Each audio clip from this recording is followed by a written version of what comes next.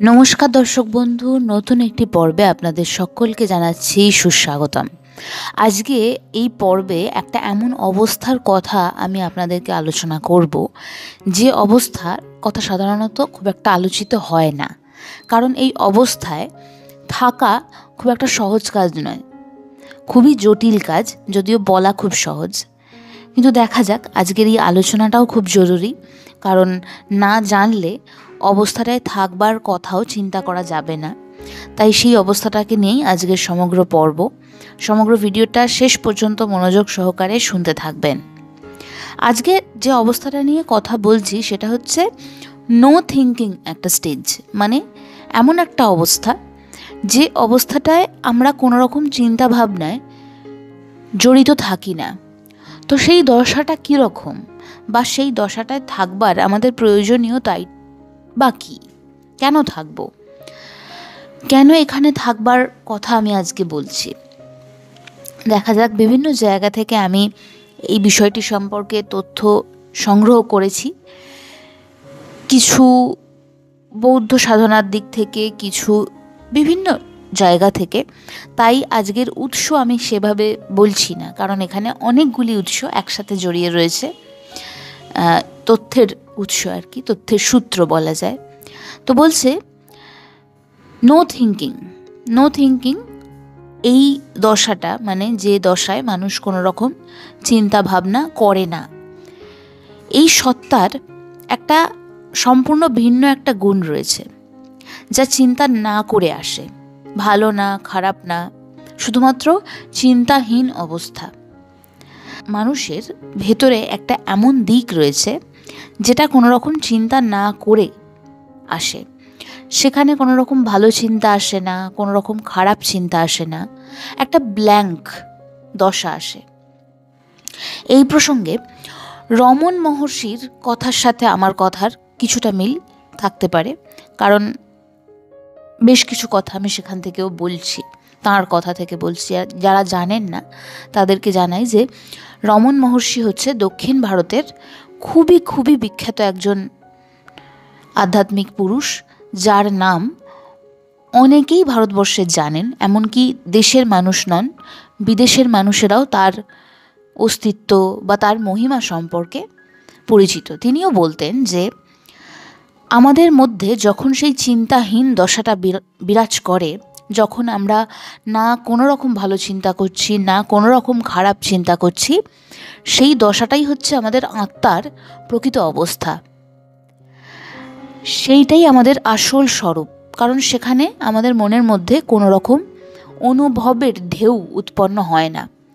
আর আমাদের স্বামীজি বলেছেন, আজকে স্বামীজির জন্মদিন, যে আমাদের মনের মধ্যে যে ধরনেরই চিন্তা স্রোত তৈরি হয় তা কিন্তু আমাদের আশপাশের পরিস্থিতির কারণে হয়ে থাকে, এবং সেই আশপাশের পরিস্থিতিটা আমাদের বাইরের পরিস্থিতি হতে পারে বা আমাদের অন্তরের ভেতরকার পরিস্থিতিও হতে পারে। অর্থাৎ আমরা আমাদের মধ্যে কী ধরনের চিন্তাভাবনা করছি তার ফলাফল স্বরূপ আর একটা চিন্তাভাবনা তৈরি হচ্ছে, কিংবা আমাদের আশপাশে আমরা কী ধরনের জিনিস দেখছি বা সেই জিনিসগুলো নিয়ে কী ভাবছি তার দ্বারা আমাদের মনের মধ্যে চিন্তা তৈরি হচ্ছে।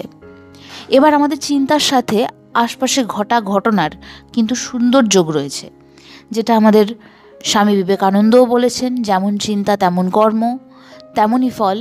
আবার ল অফ অ্যাট্রাকশন, আধুনিক বিজ্ঞানও সেই একই কথা বলছেন। যাই হোক, মূল বিষয়ে ফিরে আসি, নো থিঙ্কিং। এই প্রাসঙ্গিক কথাগুলো বললাম এই জন্য যে এই নো থিঙ্কিং স্টেজটার শিকড় অনেক দূর জড়িয়ে রয়েছে। শুধুমাত্র চিন্তাহীন অবস্থা অর্থে এটি কিন্তু আধ্যাত্মিক দশা নয়, এমনটা না, এটা অনেক বড় আধ্যাত্মিক একটি দশা। এই অবস্থায় আপনি শুধুমাত্র একজন দ্রষ্টা হিসেবে অবস্থান করেন, আপনি কিছু চিন্তা করেন না, শুধুমাত্র সচেতন থাকেন। Power of consciousness, power of being conscious about your thinking process. আপনি কিভাবে নিজের ভাবনা চিন্তাটা করছেন বা করে থাকেন সেইটাকে দেখা, আপনার মনের মধ্যে চিন্তা স্রোত কিভাবে তৈরি হচ্ছে সেটা দেখা। আপনি সেখানে কেবলমাত্র দ্রষ্টা। আপনি এই দশাটায় থাকলে বুঝতে পারবেন যে আপনার মনের মধ্যে আস্তে আস্তে চিন্তা ভাবনা স্রোত প্রবেশ করছে, এবং সেটা আস্তে আস্তে আরও একটু অপেক্ষা করলে দেখা যাবে সেটা মিলিয়ে যাচ্ছে। আবার এমন কিছু চিন্তা আসবে যা আপনাকে বেশি উত্তেজিত করে তুলবে। সেটি হতে পারে এমন কোনো ঘটনা যা আপনাকে বেশি করে রাগিয়ে দেয়, সেটিকেও প্রবেশ করতে দেখবেন আপনি আপনার অন্তরে। এবং আস্তে আস্তে তারা যে সকলেই মিলিয়ে যায় এই তথ্য অনুভব করবেন। তবে হ্যাঁ, এই দশায় অবস্থান করতে গেলে আপনাকে অনেক অনেক বেশি অন্তর থেকে শান্ত হতে হবে।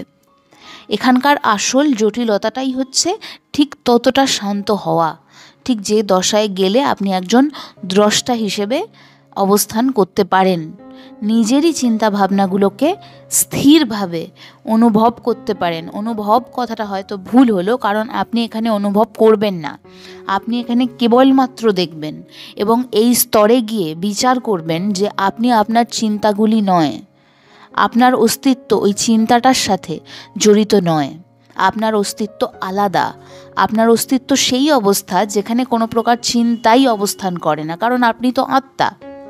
চারিদিকে একটা চিন্তা গোলক রয়েছে আমাদের সবার, যেমন বাতাস রয়েছে তেমনই আপনার চারপাশে চিন্তা রয়েছে, আর সেটা আপনার মধ্যে আস্তে আস্তে প্রবেশ করতে থাকে। এটা তখনই থামে যখন আপনি সচেতন হওয়া শুরু করেন। আপনি যত বেশি সচেতন হবেন এটা তত বেশি পরিমাণে কমতে থাকবে। একটা চিন্তা কখনো কখনো সহজভাবে অদৃশ্য হয়ে যায়। যদি আরও সচেতন হন তাহলে সেটাকে আরও তাড়াতাড়ি অদৃশ্য হয়ে যেতে দেখবেন। এটি গলে যায়, কারণ সচেতনতা চিন্তার চেয়ে অনেক বড় শক্তি। আপনাকে শুধুমাত্র সচেতন হতে হবে আপনার চিন্তাগুলি নিয়ে, তাহলেই চিন্তাগুলো আপনার মনের মধ্যে থেকে বিলীন হয়ে যাবে। এই বিষয়ে একটা খুব সুন্দর উপমা দেওয়া যায়। তুমি ঘরে প্রদীপ জ্বালিয়ে আধার ঘরে ঢুকতে পারবে না, তুমি আলো নিভিয়ে দাও, সব জায়গা থেকে অন্ধকার প্রবেশ করে ফেলবে। 1 মিনিট, 1 মুহূর্ত অপেক্ষা না করে সমস্ত ঘরটা অন্ধকারে ভরে যাবে। ঘরে আলো জ্বাললে অন্ধকার ঢুকতে পারে না। চিন্তাগুলো হচ্ছে সেই অন্ধকার, আর ভেতরে আলো না থাকলে সেগুলো আপনার মধ্যে প্রবেশ করবে। সচেতনতা হচ্ছে আগুন। আপনি আরও সচেতন হন, আরও কম কম চিন্তা আপনার মনের মধ্যে প্রবেশ করবে। আপনি যদি সত্যি আপনার সচেতনতায় একীভূত হন, চিন্তা আপনার মধ্যে প্রবেশ করবেই না। ঠিক সেই অবস্থায় আপনি মনে করে নিতে পারেন যে আপনি দুর্ভেদ্য দুর্গে পরিণত হয়েছেন, কিছুই আপনাকে ভেদ করতে পারবে না। এরকম না যে আপনি বদ্ধ, মনে রাখবেন আপনি একেবারে খোলা। কিন্তু শুধুমাত্র সচেতনতার শক্তি আপনার দুর্গ হয়ে উঠতে পারে, কারণ সেখানে আপনি দ্রষ্টা। চিন্তা আসছে, চিন্তা মিলিয়ে যাচ্ছে, আপনি নিজের চোখের সামনে একটি চিন্তার জন্ম হতে দেখবেন এবং তার মৃত্যু হতে দেখবেন, এবং সেখানেই তার অসারতা আপনি টের পাবেন। ঠিক যে মুহূর্তে আপনি সচেতনতার সেই শিখরে পৌঁছে যাবেন, সেই চিন্তাগুলির দ্বারা প্রভাবিত হওয়া থেকে নিজেকে মুক্ত করতে পারবেন। যখন কোনো চিন্তা আপনার মধ্যে প্রবেশ করতে পারে না, তখন তারা আসবে, কারণ তাদের আসাটাই নিয়ম। আমাদের চারপাশে চিন্তার সেই মহাগোলক রয়েছে, কারণ চারপাশে বিভিন্ন ঘটনা ঘটছে। তারা আসবে, তারা আপনাকে বাইপাস করবে, অর্থাৎ আপনাকে পেরিয়ে যাবে, আপনার মধ্যে কোনো রকম ক্রীড়া করতে পারবে না। আপনি তাদের আসতে দেখবেন সহজভাবে। যখন তারা আপনার কাছাকাছি আসবে, একটা সময় গিয়ে দেখবেন যে তারা আপনার মধ্যে আর প্রবেশই করছে না, তারা ঘুরে দাঁড়াচ্ছে। তারপরে আপনি যে কোনো জায়গায় যেতে পারেন, তারপর আপনি একেবারে নরকেও যেতে পারেন, কিন্তু সেখানকারও কোনো আবহাওয়া, সেখানকারও কোনো কিছু আপনাকে প্রভাবিত করতে পারবে না। এটাকেই আমরা সর্বোচ্চ জ্ঞান বলে থাকি। তাহলে আজকে আমরা যে বিষয়টা নিয়ে কথা বললাম তা হচ্ছে অনেকটা জ্ঞান যোগের অংশ। আজকের এই কথায় আমরা যদি একটুখানি গভীরে যাই, তাহলে স্বামী বিবেকানন্দের রাজযোগের সাথেও মিল পাবো। রাজযোগের একদম গোড়ার কথায় স্বামীজি আমাদের যে বিষয় নিয়ে কথা বলেছেন তা হচ্ছে দ্রষ্টা হতে, আপনার চিন্তার দ্রষ্টা হতে। এতটাই মনকে স্থির করতে যে আপনার চিন্তা মনের মধ্যে আসবে, সেই চিন্তাকে মিলিয়ে যাওয়াটা পর্যন্ত দেখতে হবে, এবং আপনি যে সেই চিন্তার দ্বারা প্রভাবিত হচ্ছেন সেইটাকেও বুঝতে হবে। এতটা সচেতনতার কথা স্বামীজিও বলে গেছেন। আজকের এই কথাগুলি বিভিন্ন মহাপুরুষ, বিভিন্ন আধ্যাত্মিক ব্যক্তির মহা উপলব্ধি, সেই সমস্ত উপলব্ধিগুলোকে একত্রিত করে বিভিন্ন মানুষের কথা এক জায়গায় এনে আপনাদের সাথে ভাগ করে নিলাম। কেমন লাগলো সমগ্র পর্বটা আমাকে অবশ্যই মন্তব্য করে জানাবেন, যাতে এই জাতীয় এপিসোড আমি ভবিষ্যতে আরও বেশি করে করতে পারি। ভালো থাকবেন বন্ধুরা, সুস্থ থাকবেন, দেখা হচ্ছে ভীষণ তাড়াতাড়ি।